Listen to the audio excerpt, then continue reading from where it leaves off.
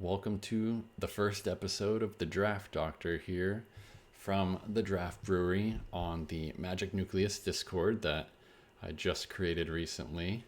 My goal is to be able to post a lot of content from Magic Arena on limited and Pauper formats, both constructed and limited, mainly cube and rotisserie drafts.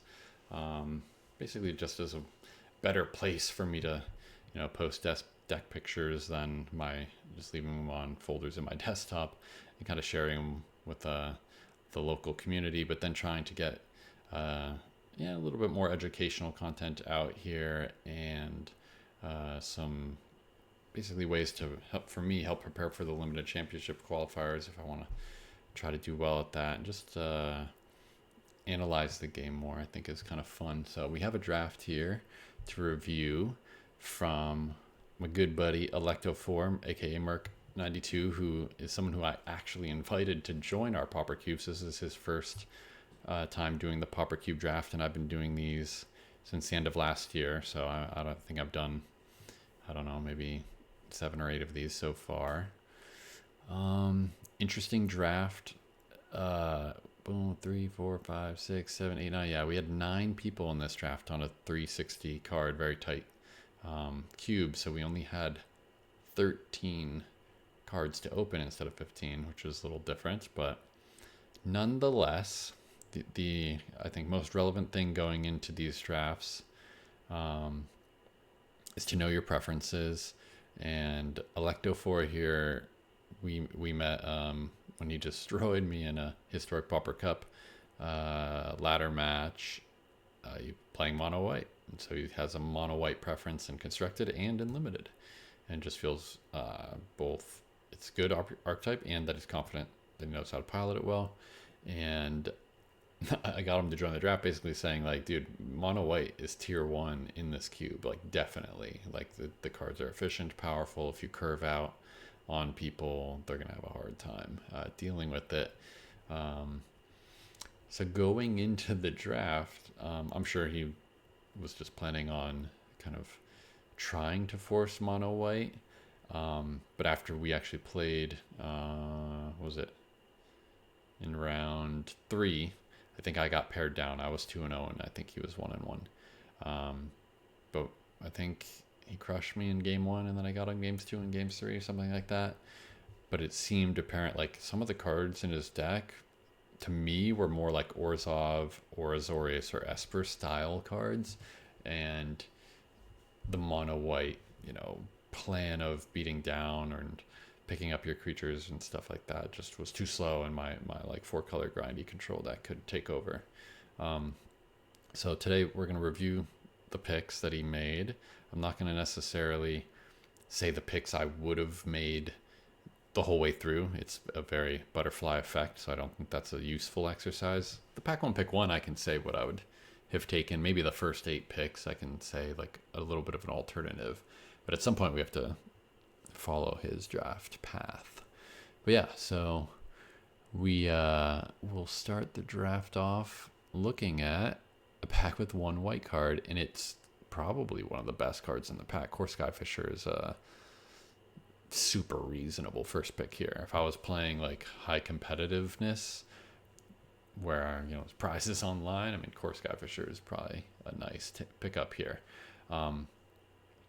This draft, I went in with a bias or preference to force green in an attempt to make green, like we just did a rotisserie draft where green was really underdrafted, and green just doesn't have a lot of pulls into it. It's not very like strong with its best cards, and it doesn't have tons of depth, but it does offer a lot of flexibility with multicolor decks and fixing. So I likely would have taken Sagu Wildling first, not based on power, but just based on basically keeping me open and assuming if I get enough 5-color fixing that I can just do what I usually do and play some sort of like grindy control deck with like removal card advantage creatures that have cantrip abilities, etc., etc. Core Skyfisher is a pretty reasonable first pick here, though, so a stamp of approval on that guy. Okay, pick 2 here. it's really just between Militia Bugler and Leonardo Big Brother. Um, After like a lot of standard Pauper and historic Pauper, I think Leonardo is just like a broken card fundamentally. And if you want to go mono white or even white red, like with this rally, like that would be sick. Take the Leo, try to wheel something like the rally. Um, Taking Militia Bugler here, it's good with the Skyfisher because it finds it, but it's like it's a 2/3 for 3. It doesn't like push a ton of damage. It just draws a card potentially. That type of strategy to me is already leaning more Orzhov or Azorius or Esper, like potentially just more, set up for that better than Leonardo. Leonardo would be like, dude, we're trying to play mono white, maybe white red. So that's my preference on that. I like Unseal, Fang Flames, Thriving more for cards that keep you open and have kind of powerful effects, but I can definitely see Bugler is reasonable. Mono white, I like Leonardo a little bit more, but Bugler is reasonable, so we'll take our Bugler. What we got? Pack 1, pick 3. Pretty clear. Inspiring Overseer over Holy Cow is the only white card. Nothing else even remotely close. Ginger Brute is fine, just because it's a 1-drop and you can get some damage through, and it's maybe some level of a almost like closure, but has some reach, because I don't think there's very many haste creatures in the format, so it's like basically 1 mana to make it unblockable. But yeah, Inspiring Overseer is a good pick. 4th pick. Ooh, okay, so this is where we deviate.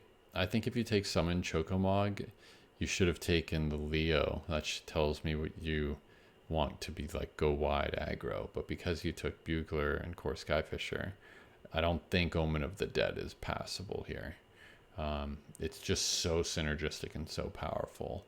And we're seeing also, I think, Night Whisperer, Creeping Bloodsucker. These are both very good black cards. The white cards, less good by relative comparison. So we're kind of losing a little bit of power, but sticking deep to one color. There's nothing wrong with that, but I would have taken Omen of the Dead for sure. So a little difference. That's all right. Let's see how things shape up now. Another pack with just pack 1, pick 5. Only one white card. We can just take that and move on. Again, if we had Omen of the Dead, though, I like just shoring up this Sunlit Marsh, because that opens us up to Troll of Cosmic Doom and the Eagles of the North as being a dual mana fixer.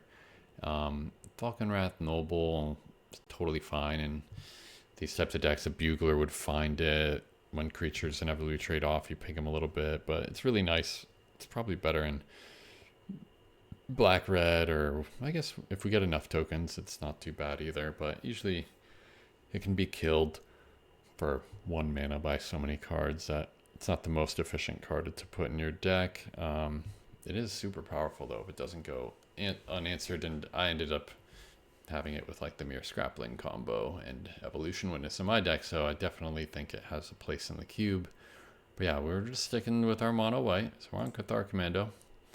And here we go. We look at, oh my gosh, this is slapping me in the face with how strong the black cards are. Rokusaki, Grey Merchant, Awakener, they're all good. And again, Steadfast Unicorn over the Cavalry is totally fine pick for mono white. If again we had the Omen of the Dead, I would have taken a Rokusaki because it works really well with Core Skyfisher and Inspiring Overseer, and just lets us grind value and just like never run out of cards while always applying pressure. This card's just nuts though too, just like all the blue ninjas, like they have to trade with it. You can't just keep getting hit by this. Taking 3 and having them gain a card every turn is just too powerful of an effect. But we're sticking to mono white because that was our plan from the get-go.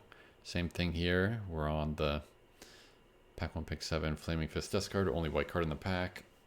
Again, with white black, I'm seeing Black Mage's Rod is not nearly as good as Refurbished Familiar because we don't have a high spell count. Equip cost is a little high.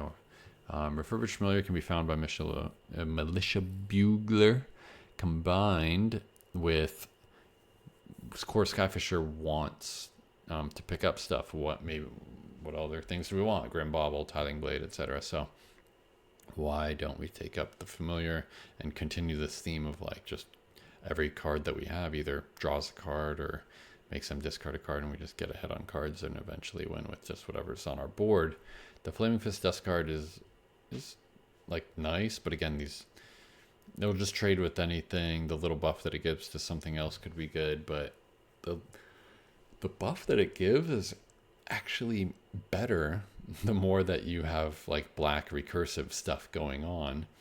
Like if you play this on 2 and play like Inspiring Overseer on 3, okay, maybe you hit him for 3 a few times, or it trades with something. Maybe it trades with a 3/3 flyer, and when you get it back with Omen of the Dead, it just provides that repeat value more than once. And that's how I like breaking the symmetry of this Flaming Fist Dust card a little bit. But we're sticking to our guns, mono white. Same thing, hey, we get a little Orzhov card here, but it helps us that if we were white, black, or mono white, it still works. At 4 mana, though, we don't need a ton of these plays, and we don't have a lot of things that are going to be evasively attacking so far. We've got 2 cards with Skyfisher and Overseer. So again, I think Village Rites is actually a better... super cheap. They're going to have to use removal or answer our stuff anyway. It works really well if we get one of these recursive creatures like Purple Pentapus or Retrofit or Transmogrant, where we can just like grind some value and get our creature back from the graveyard for just a little bit of mana. But we're sticking with mono white. Okay, this is a bit of a reward. Thraben Charm is a sick pickup. Raise the Alarm would be fine too, but Charm's way better. Flexible. We need some removal. Sounds good to me. Thumbs up on that one. Okay, no white cards on the wheel. Wheel's going to be weird on this whole series because there's just very few cards that will wheel relatively. I do think Familiar is better than Shambling Ghast if we do go Orzhov. We're shaping up to not need the treasure that much with low curve and not a lot of splashing. And then Familiar is kind of nice when you're recurring creatures. It's nicer with like Omen of the Dead when you trade off your Death Touch guy and get it back. And then all your things have Death Touch, but still not bad. Very few options here. Ooh, see, look at these black cards. Momentary Blink, I guess it's fine if you end up having some blue mana in your deck here, but not a lot of things we want to blink. And the Transmogrant, again, would have been nice with Village Rites. I found it to just be like a recursive 3/3. Is just they don't have exile removal for it. You can't quite ignore that. You either have to have a 4 toughness blocker to just stifle it from attacking in the first place, or it just trades or deals damage. Like that's pretty solid. Okay, but we take the Blank, we take the Holy Cow. That's an easy pick. I think Undead Butler is pretty bad, and we're even getting a last pick. You hear something unwatched. So we stuck to our guns. We're mono white. I think we lost a little bit of power and flexibility for sticking the gun to mono white here. So like when we open packs 2 and 3, if we're forcing to be mono white, and we're really hoping we open some good white cards, because if we don't, we basically are 50% lower on good cards that we can open. If we were Orzhov, we'd have more chances of opening something good, because more of colors means we have more options. So let's see what we get. This is a pretty good example, I guess, of Focus Fire is kind of terrible for a mono white deck in particular, because You don't want the creature to be able to block and then die. That means they gained the life from not your creature didn't get through. It's focus fire is a little bit better in a defensive deck, I think, because it's so cheap and just tough sometimes to kill small things. But if you have a lot of things in play, which mono white can be go wide, this can 1 mana kill a giant blocker. It does get put through things. It's efficient, but I would argue that it's, well, as far as removal goes, trapped in the screen is maybe just a little bit cleaner overall, maybe a little bit riskier, because if they have a gem removal, they just get their guy back. So actually, maybe you're right. Focus fire is maybe the right pick over that. Again, I think if you're on Orzhov, it's either Vermin Gorger or Doomblade. Vermin, I mean, if we had the retrofitted Transmogant, you just take a Vermin Gorger. That's like a must kill combo, or it becomes very, very hard for them to race. We're sticking with mono white. Let's see how that works out for us. Okay, Fortress Kinderguard. I actually probably would take this here, even if I was Orzhov.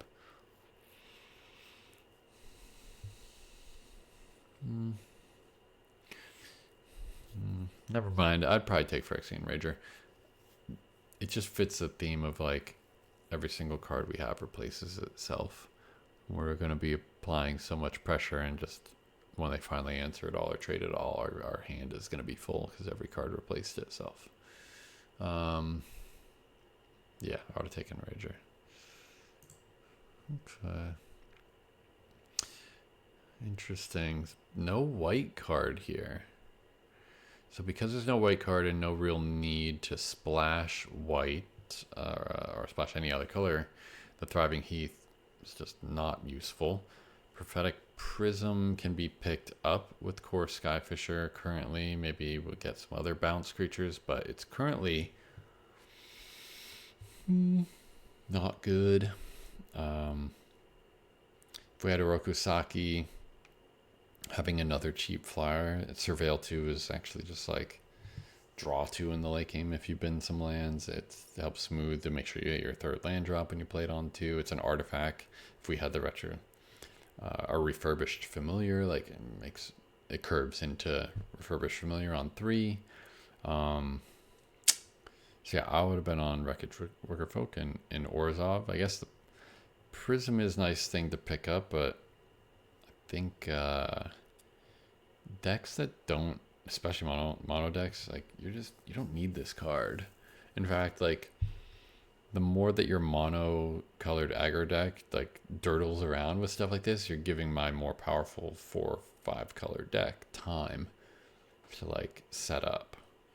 So that's a little risky business.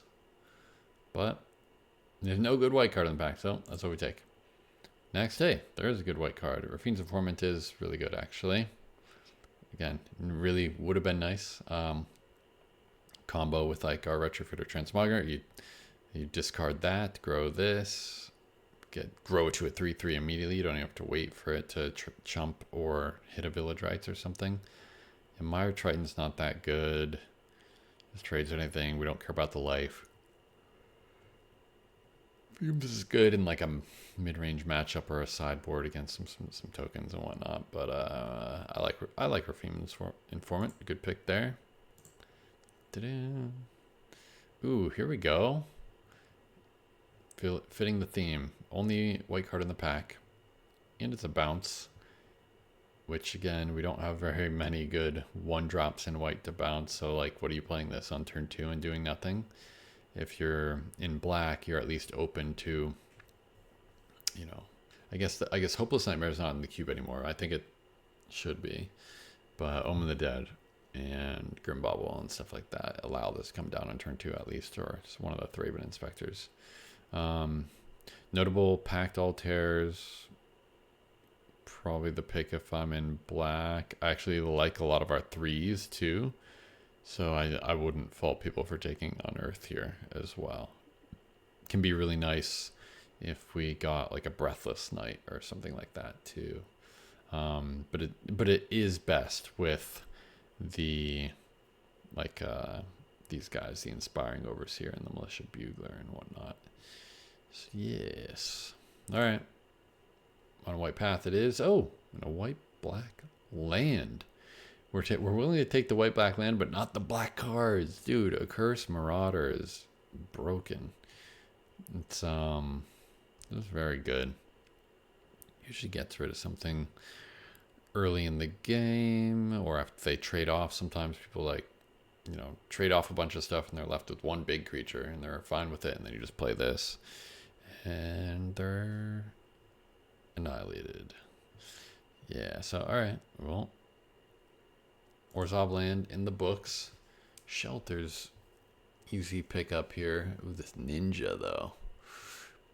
Ninja is actually interesting. If you're literally mono white here, you could go white blue. You have Momentary Blink is something that stands out here as a reason to be splashing blue already. Shelters, nice little protection, but what are we protecting? Creatures that like already are kind of small and got their value. Shelter's reactive. That's the only problem I really have, I think, with like, to me it's more sideboard. Like, what if you play against some Elvish Mystic Jeweled Thief Nyxborn Hydra deck? Like, what's Shelter doing for you? Not a lot. Still can push some damage through if they only have one color blocker or something like that and you're trying to finish them off, but risky. I would like hedge on power and be thinking like, dude, Ninja the Deep Hours is just like Garakusaki, like must answer. If we get any white 1-drops or even blue 1-drops, like Judge's Familiar is a good example. Like this little synergy and power is high and it's proactive instead of reactive, and that is kind of what the theme of the mono white deck wants. So it's weird. It's not a white card, but it fits like the theme of proactiveness a little bit better than the Shelter. Shelter's a good card, but it's reactive. But we're staying mono white. Let's see what we get. Ooh, this card's great. I mean, I would have taken Tithing Blade with my Orzhov deck, but Blessed Hippogriff is solid. I actually haven't played with or against it once in all of the drafts that I've done, which is actually absurd to me. I've never seen it in play. It's like a house from its limited format. This card was like the bane of everybody's existence, but I think it is just interesting. There's not like a ton of like white creatures that need the protection. So to get max value out of this is tough. Like I guess the best case scenario is you play like some 3-drop on turn 3, and then on I guess anytime later. I guess if you get the freaking adventure off before turn 4. So that means you wouldn't be able to play a 3-on-3. So you'd have to like use it to protect your 2-drop and then cast it on. Yeah, protect the 2-drop on turn 3 and then cast it on turn 4 for it to be on curve. But a lot of the times I think you're just going to be casting it for 4 with like it's dumb to just let it sit in hand. Even with a deck against removal, if you don't just throw it out on 4, you're potentially missing a lot of damage. Giving something like a Summon Choco flying or a Bugler flying is a way to push damage. You kind of have to do that. But yeah, I just haven't seen it in play. Ooh, okay. Well, the white cards be flowing. Search Party Captain. We want to attack and we want a cantrip on every creature. I think it's the right pick. Borrowed Grace is maybe close, but since we have Summon Choco Mog, we're kind of already covering that base a little bit. And I do think Search Party Captain's better. I like the repeatable effects of damage of creatures rather than one-time effects of damage. Borrowed Grace is like, it's okay to have as like a one of if you're really able to go wide and essentially not have appropriately sized creatures to attack after like turn 6 or something. So let's see. Okay. Takes the Brute. I really don't think we're playing the brute, I would have taken the blue white land or this land in case we wanted to splash white or black. I probably would have taken that contaminated landscape. Yeah, because it gives us the option to say, um, what if we open Mold Drifter or something like that, or some sick black card. I don't know. We've already passed all the black cards though, so we're definitely not worried about that. Okay, Mana Tithe on the wheel. I did get Mana Tithe. My studious first year just bit the dust. So I think it's a fine card. I'm not in love with it overall. 2 blue black lands and a green cycling land. So we are 19 playables in. Again, we're 4, maybe 5 playables away from having a full deck, which should be pretty easy. But how much power have we let slip through our fingers here with the Orzhov deck? I think it's significant. Okay, so we can get another bounce creature. Again, better in Orzhov than mono white, in my opinion, especially with what we have so far. We have no good 1-drops to pick up. We have Fiends of Form and Fortress Kindergarten. Like, these cards are not good to pick up. So that means these cards are going to have a hard time coming down on curve and being more than just a Windrake. So in white-black, we'd probably take Wither and Bloom, because killing a creature and then pumping your own guy can push a lot of damage through. For example, right, when, let's say, 2 2/2s would be staring at each other after you killed their 3/3, but then the next turn you just put a counter on your guy, and now, let's say they were a 2/2 flyer and a 2/2 reach guy. Well, now that you have a 3/3 flyer and their 2/2 reach guy can't block, you're going to be pushing damage or forcing more removal or more blockers to commit to that situation. So it's like, it kind of does. It's kind of like a 2-for-1 that pushes damage. So it would have been good. Saber's fine. With what we have, though, with Choco, Naturally Dying, Bugler value, Overseer value, anytime you have a lot of these 3s that are pretty solid, I'm looking at Recommission. Like, they have to kill your stuff, and this just, like, brings it back, potentially draws another card, gives you a counter. It kind of does it all. Again, pretty nice combo with, like, a Breathless Knight. We're open to that in case we see it, but again, we're on this mono white plan. Okay, let's see how that works out. All right, pack 3, pick 2. All right, this pick's kind of insane to me. If we're playing white black, if we had Omen of the Dead and Tithing Blade and all that, like, yeah, you take Stockpiling Celebrant. Like, that is the right pick. But we're mono freaking white. You gotta take Battle Screech. What? Yeah, that Battle Screech is pack 1, pick 1 in the rotisserie draft for white decks. It's just requires a sweeper. Otherwise, 4 white 1/1 flyers for 4 mana and like a couple of tapped creatures. Come on. So I think to me it's just interesting. Either that's familiarity with like this card and really liking the theme of bouncing, but just not realizing like our deck is so set up to be like the nuts Battle Screech deck. It's the exact type of card we were hoping to get from mono white, and the Celebrant just is not nearly as powerful, specifically because we've let all of these really good black cards like Omen of the Dead and Tithing Blade and all those repeatable effects pass us by. So yeah, I think you got to take Battle Screech there with what you have. If we're on the Orzhov deck though, I'm taking the Celebrant though, because it fits. The Scry is powerful, and when I have plenty of things to pick up, but it is strong. Let's see what we got for pack 3, pick 3. Remember, we don't need that many playables to make this deck work. And we found another pack where there's only 1 white card, so not a real lot of decisions here. The issue, though, is this guy, a little Vault Scourge that could. He is very similar. He's basically a 1-drop, costing you life. It'll eventually give you it back. He's not a white card, so nothing we have cares about that.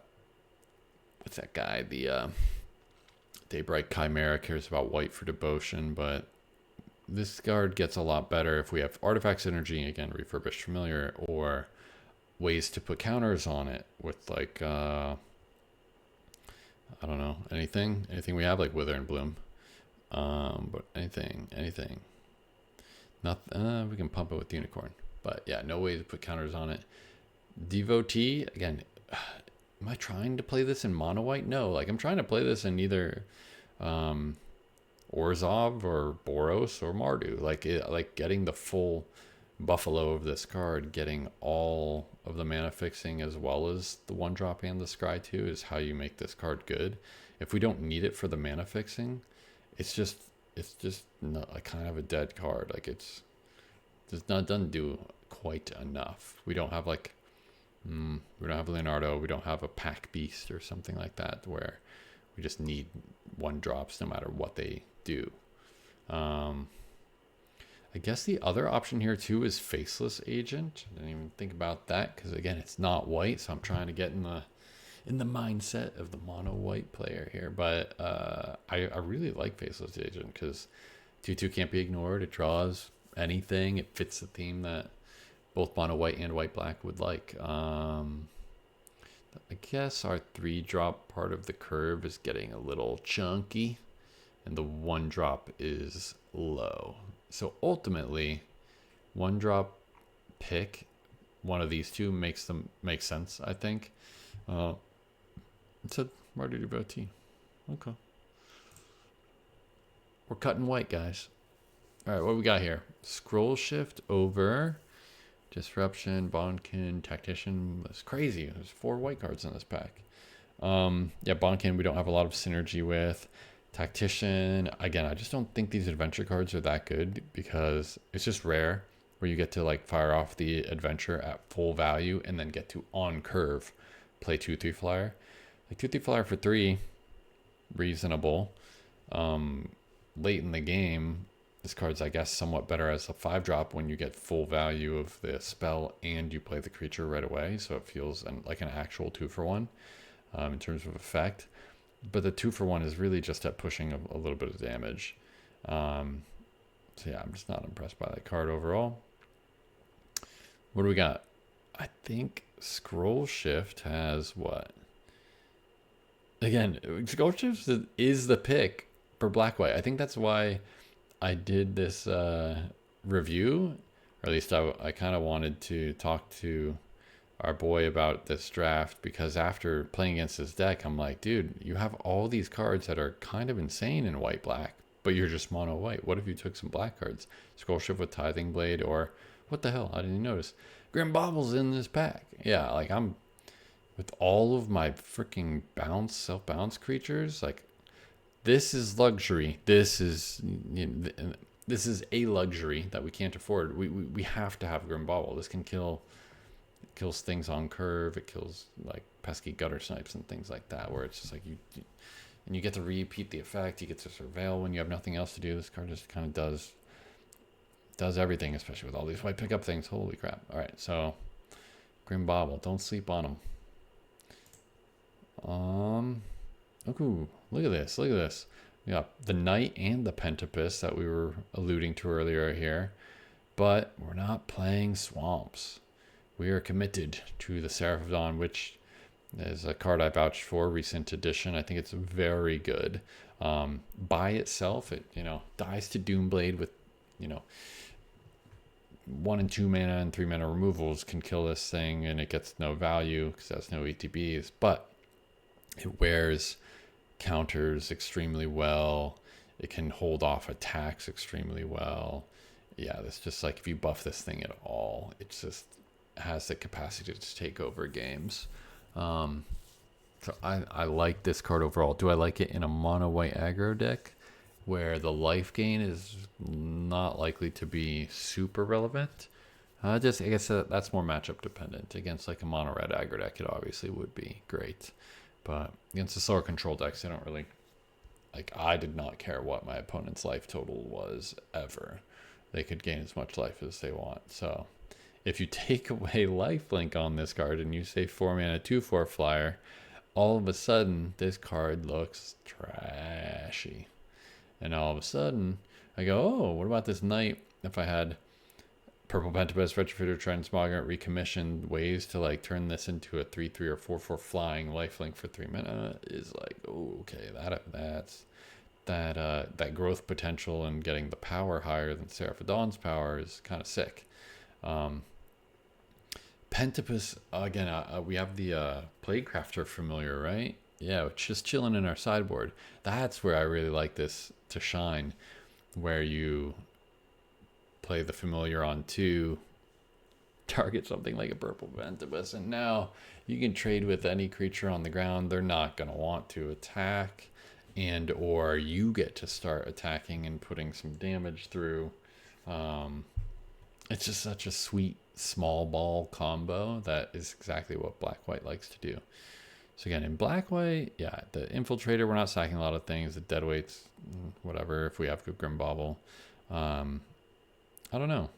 I think a lot of the times you take the Purple Pentapus because the Breathless Knight is the more likely card to wheel, but these packs being very,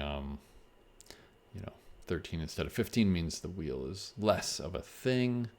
So my deck's Orzhov for Purple Pentapus, Seraph of Dawn. All right, mono white. Ooh, this is a pretty good card actually. Area Auxiliary is super powerful. I think if this is like a 4 mana 5/5 flyer, that's a better rate than Sarah Angel 5 mana 4/4 flyer. Yeah, this card was like the absolute nuts in Modern Horizons 3 or something that it came out of. It's just this pure stats monster. Fits very well. You really want to have a 1, 2, 3 curve with this, or a 2-3 curve, or you just do not want to miss a creature on an early turn of the game. This 1-drop is maybe closer than we think because we have so few, and we would like more for sure. They're like, I wouldn't like to play cards like Momentary Blank without blue islands in the deck. So yeah, we take the Area Auxiliary. It's definitely more powerful. Spirited Companion. I actually do like this card. It's something that's really good to pick up early. This Vampire Sovereign is very strong, but double black and 5-drop is just not really what the deck would be about. So I'm on board with Spirited Companion. Let's get that little doggy going. Okay, let's see. Ooh. If we would have taken that Swamp Plains combo, Eagles to the North would have fixed that mana for us, and pretty nice top end for a go wide-ish deck to get a nice big attack in. Weirdly enough, in a mono white deck, I think the Guidewing might be better. You just want to be on board earlier. It can give something else a counter.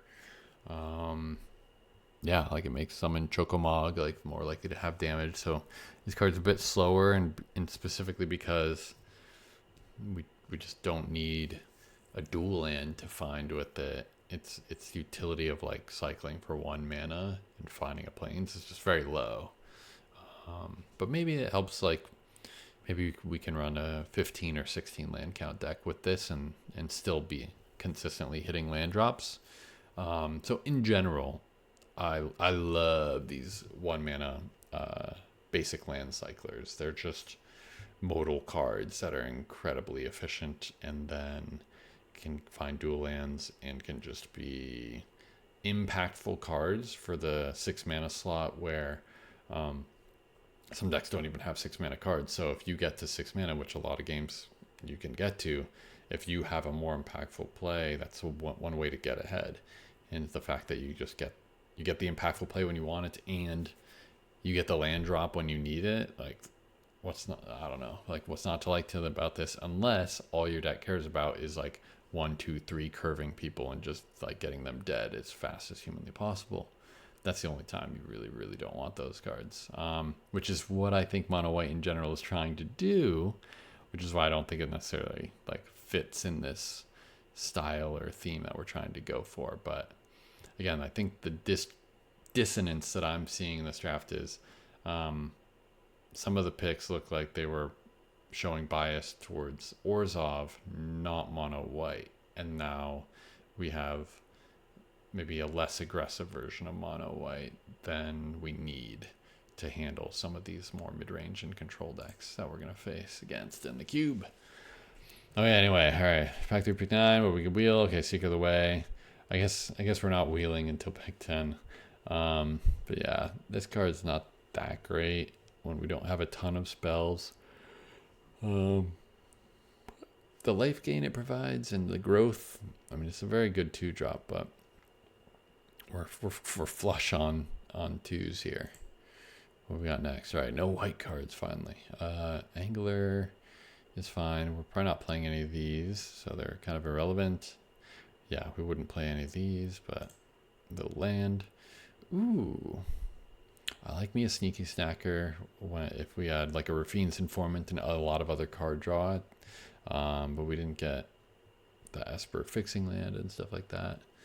So kind of not a relevant pick. And then this card, we have the area auxiliary now. So we have one way to create tokens. Any other ways to create tokens? Or +1/+1 counters. This thing's, Fortress can go out as basically making a token, not a counter on itself majority of the time. Yeah, it's just not that strong. Might not make the deck. So this is kind of cool using the Draftmancer thing to review. They give you cards, which is just every pick, and they give you the picks, which we just went through. And they give you the pick summary, which is like just a little word graphic to kind of see like, oh yeah, we were white the whole time. Oh yeah, white the whole time. Yep. Didn't flounder once. And then the main board, only if they built it. You know, a lot of people don't build their deck here. They just port it to Arena and build there. So we don't know what the actual final build was. But that's a different thing. That is the deck doctor. At this point, the draft has happened. I think it's pretty clear, and I've hopefully made my case for why this seat would have been more powerful and better suited for an Orzhov deck than a mono white deck. I think that the option to be mono white was clearly there, just like as we see that this deck is mono white. But missing cards like Leonardo, and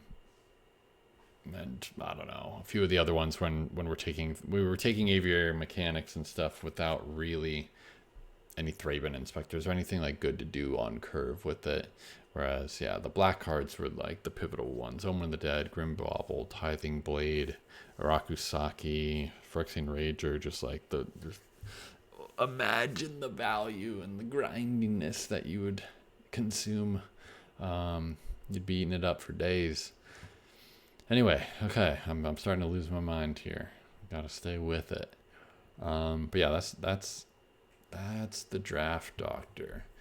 If you want to do a corresponding deck doctor, I'm gonna have to look up the posted deck list, which I think he did post in our group chat on the Discord for Mal's draft. So we can maybe do him a little deck doctor there, but I think his build is gonna be largely pretty good. There's not a lot of like options and or mana base changes that we're gonna have to make, right? But maybe I'll do a corresponding deck doctor that'll be hopefully much shorter. But yeah, hope this was informative, gives you some insight on my thoughts on how to draft this seat. All right, thanks for coming into the draft. Keep coming, Alecto. I want to see you at these drafts. I want to see you branching out.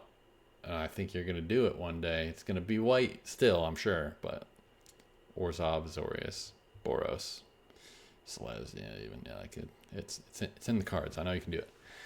All right. Thanks, guys. If you have any questions or if you have any draft logs that you want to submit, I can look up these ones on Draftmancer for our little Pauper Cube drafts. So if you want me to do one of those, I can do anybody else in our draft.